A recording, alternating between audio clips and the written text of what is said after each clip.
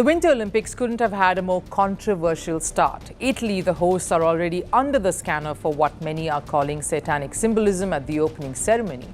But even that outrage is being overshadowed by something far bigger. The heat is now on the United States of America. American athletes, American delegates, even American dignitaries, all facing backlash at the Games.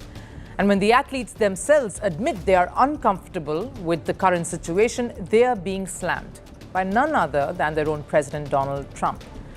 What's worse, this anti-America sentiment is no longer limited to one arena or one event alone. It's becoming a bit of a theme now across the sporting world.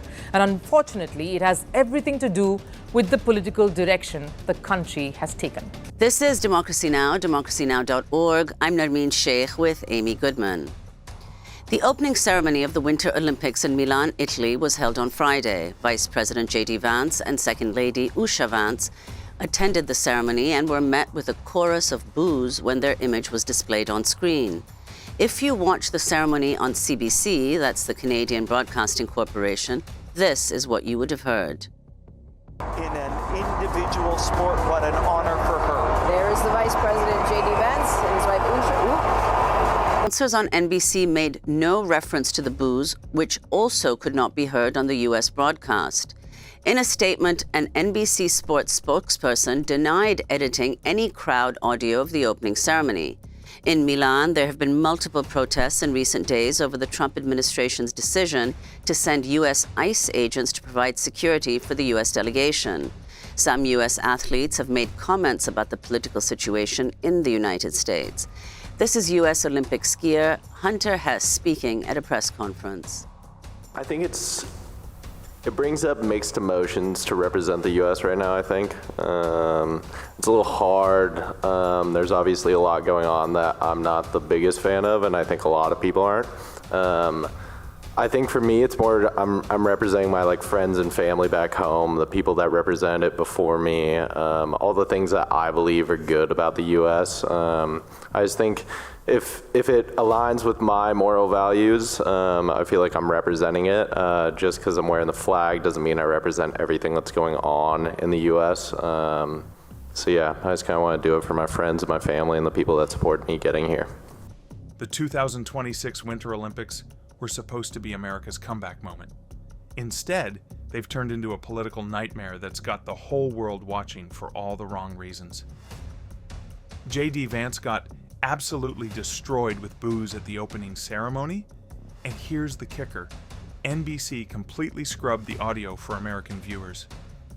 Meanwhile, you've got Team USA athletes like Hunter Hess saying it's hard to represent the US right now, which immediately triggered Trump to call them real losers on Truth Social. This isn't just about sports anymore, folks. This is America fighting for basic respect on the world stage, and they're losing badly. The athletes caught in the crossfire. Nah. Let's talk about what's really happening to these athletes, because this is where it gets heartbreaking. Hunter Hess stood up at that press conference and said something that should have been a wake-up call for everyone. He said it brings up mixed emotions to represent the US right now, and that it's a little hard. Think about that for a second. This is an Olympic athlete admitting on camera that wearing his country's flag feels complicated. But Hess wasn't alone in feeling this way. Chris Lillis, another freestyle skier, went even further. He said he feels heartbroken about what's happened in the United States, and was clearly talking about the ICE raids and deportations that have been dominating headlines. These guys are trying to compete at the highest level while carrying the emotional weight of policies they never voted for, decisions they never made. Then, you've got Gus Kenworthy, who's now competing for Britain, but still has dual citizenship. He posted an anti-ICE message on Instagram, and the response was absolutely insane. Death threats, people telling him to kill himself, hoping he'd break his neck during his event. This is what happens when you speak out against the current administration. The backlash isn't just political anymore, it's personal and it's violent. Trump's response to all this? He went straight to Truth Social and called Hunter Hess a real loser who says he doesn't represent his country. Then he added that If that's the case, Hess shouldn't have tried out for the team, and it's too bad he's on it. The President of the United States is publicly attacking his own Olympic athletes for having feelings about the political situation. Here's what's really messed up about this whole thing. These athletes spent years of their lives training for this moment. They sacrificed everything to get to the Olympics, and now they're being forced to choose between staying silent about things that go against their values or speaking up and getting destroyed by their own government. That's not a choice any athlete should have to make. What makes it even worse is that these aren't random critics on Twitter. Hunter Hess has been representing America in international competition for years. Gus Kenworthy literally won medals for Team USA before switching to Britain. These are people who've bled for the flag, and now they're being called traitors for having opinions. The emotional toll on these athletes is something nobody's really talking about. They're not just competing against other countries anymore. They're competing while carrying the baggage of an administration that half the world sees as divisive and destructive.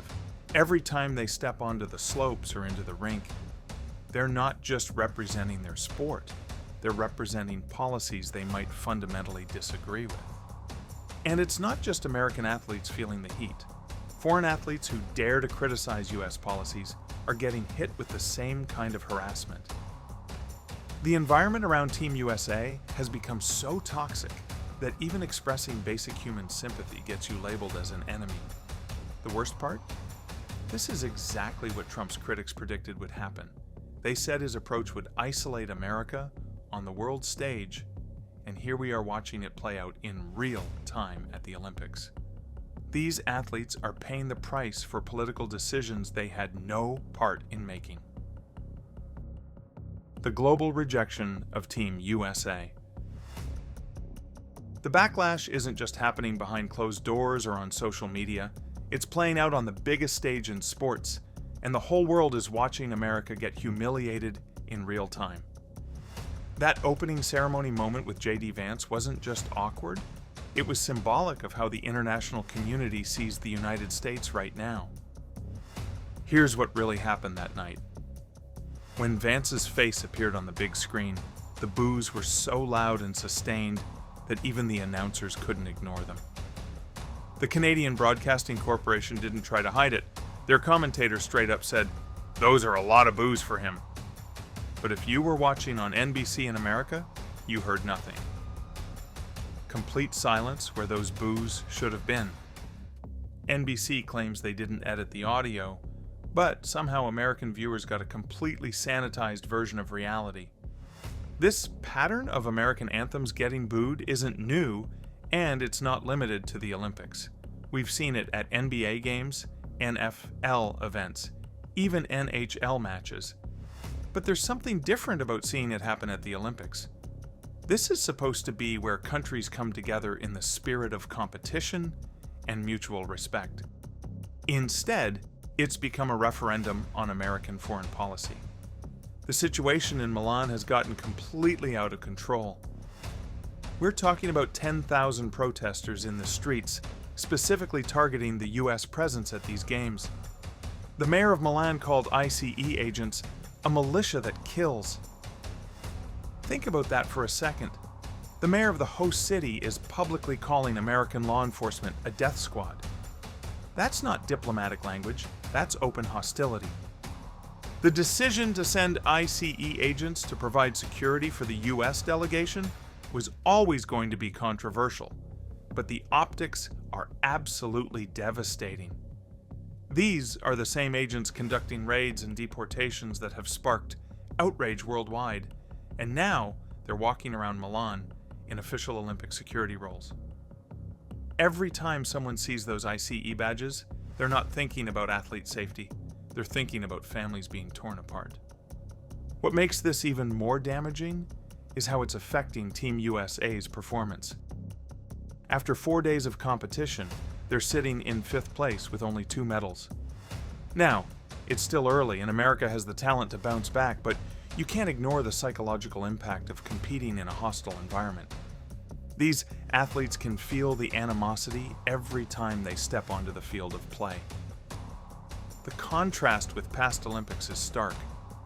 America used to be the team everyone else measured themselves against. They commanded respect even from their rivals. Now, they're the team everyone wants to see fail.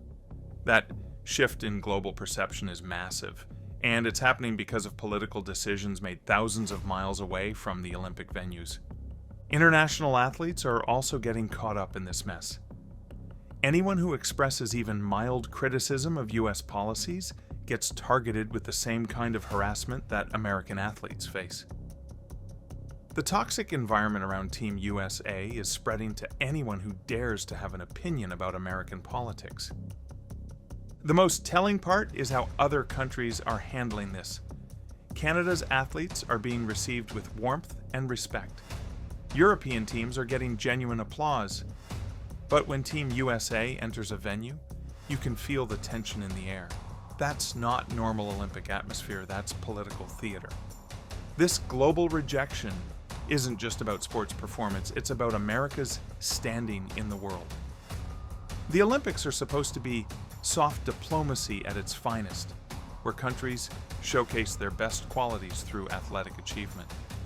Instead, America is showcasing division, hostility, and a complete inability to separate politics from sport. The bigger picture, politics destroying sport. What we're seeing at these Olympics is bigger than just one tournament or one political moment. This is about how politics has completely infected every aspect of American life, including spaces that used to be sacred. The Olympics were always supposed to be above politics, a place where human achievement transcended national boundaries and ideological differences. But that's not what's happening here. These games have become a testing ground for militarized security measures that'll stick around long after the closing ceremony. Italy is using the Olympics to justify new surveillance systems, military presence on the streets, and cybersecurity measures that'll become permanent parts of their police state. The same thing happened in Paris, and it'll happen again at future games. The diplomatic fallout is extending far beyond sports. Trump's tensions with Canada and Mexico aren't just trade disputes anymore. They're affecting how these countries interact with America on every level.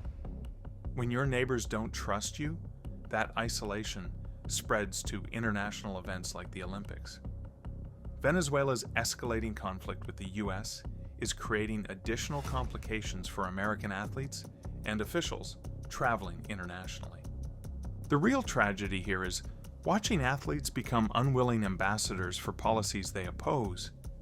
These people dedicated their lives to representing the best of America through sport. And now, they're being forced to carry the weight of an administration's controversial decisions. That's not what Olympic competition is supposed to be about. America's America First approach is backfiring spectacularly on the international stage. Instead of projecting strength and independence, it's projecting isolation and hostility. The rest of the world is moving on without American leadership, and these Olympics are proof of that shift. The damage to America's reputation isn't something that can be fixed with better PR or different messaging. This is about fundamental trust and respect, and both of those things take years to rebuild once they're lost. Conclusion: what this means going forward. These Olympics are showing us that the world has moved past respecting American power just because it exists. The global community is judging America by its actions, not its history. And right now, those actions aren't winning any fans. Athletes are stuck between loving their country and opposing its policies, which is an impossible position for anyone to be in. Drop your thoughts on whether politics should stay out of sports, because honestly, I think that ship has already sailed.